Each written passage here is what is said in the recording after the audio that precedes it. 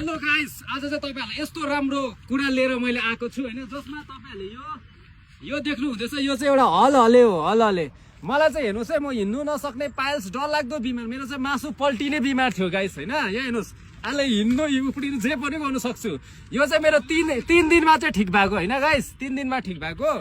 अन्त यो चाहिँ किन भन्दा अब पाइल्स हुँदा धेरैजना मान्छेलाई लास लाग्छ, शरम लाग्छ, हस्पिटल पनि डक्टरकोमा पनि जानु सक्दैन। अब घरकै नजिक पाउने दबाई चाहिँ यो हो गाइस, यसलाई भन्छ हलले हैन।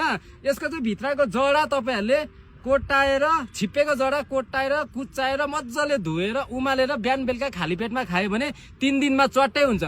4 दिनमा चाहिँ मैले बाइक गाडी चलाउन थालेको गाइस, बुझ्नुभयो। त्यहाँदेखि यो चाहिँ तपाईहरुलाई मलाई पनि शेयर गर्नु मन लाग्यो, किनभने अस्ति म डरलाग्दो बिमार भएको थिएँ, तपाईहरुलाई थाहै छ हैन। यसको नाम हो के हो गाइस, हलले। डरलाग्दो मान्छेलाई शेयर गरिदिनुहोस् होला। यो चाहिँ घर गाउँ नजिकै हुने जग्गा हो नि त। अब त्यस्तो बिमार हुँदा तपाईहरुलाई त मान्छेले त यहाँ दबाई छ त दुनियाँ हुन्छ नि त भन्ने, र पनि आफू त्यस्तो अवस्थामा हिँड्ने सक्दैन हो। किन म पनि त्यस्तो अवस्था भएको थिएँ। मैले घरकै नजिक चाहिँ दबाई यही पाएँ, यो चाहिँ हलले हो। 3 दिनमा चट्टै भएन रहेछ, मेरो मुखमा थुक्दिँदा पनि हुन्छ गाइस ल। यो चाहिँ डरलाग्दो भिडियो शेयर गर्नुहोस् है। यो चाहिँ मलाई पढेको कुरा तपाईहरुलाई भनेको। ओके, यसको नाम हो हलले।